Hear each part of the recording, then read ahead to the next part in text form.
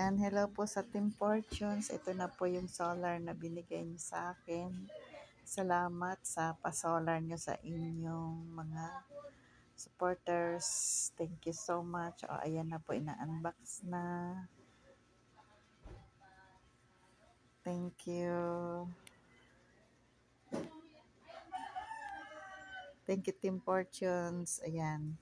In-order po namin yan sa GD Tech. Diba? GD Tech. Ayan po yung solar panel. Thank you once again to Team Fortunes. Ayan po, dinagdagan ko na lang. Actually, ano po yan, 3,000 plus. Dinagdagan ko na lang po. Para mas useful masyado. Pag ilaw lang kasi, ilaw lang. Kaya yan ang binili ko kasi useful talaga siya. Pag brown out ka, pwede kang mag-charge.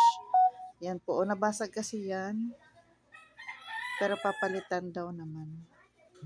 Ayan po yung power station. Ayan.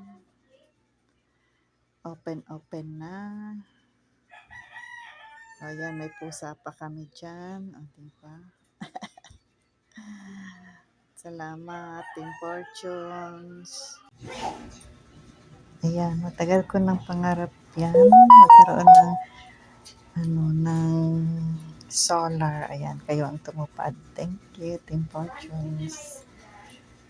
Ayan, walang sawang pagpasasalamat. Wait lang. Ayan po yung charger.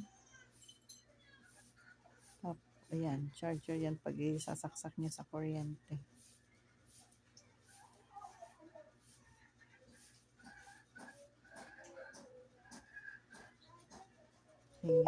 Ayan na.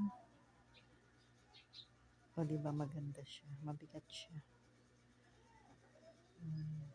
Ayan. Try nyo guys. Light yan. Ayan yung port niya. Thank you. Team Fortunes again. Ayan, may ano na siya, may ilaw. May flashlight pala. Ayan na, binilad na namin. Nilagyan ng manugang ko ng ng tape, transparent na tape kasi basag siya, basag-basag. Tapos tinry niyang isaksak kanina, ayan.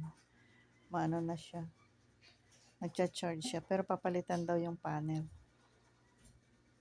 I-refund daw. Yan, o diba, mayroon na tayong emergency, pang-emergency pag brown out. Ayan, thank you again sa inyo, Team Fortunes. O diba, mayroon na tayong solar power station. Thank you. Yan, shoutout sa mga manok. Ayan, subscribe nyo po ang Team Fortunes and malay nyo magbunot din kayo.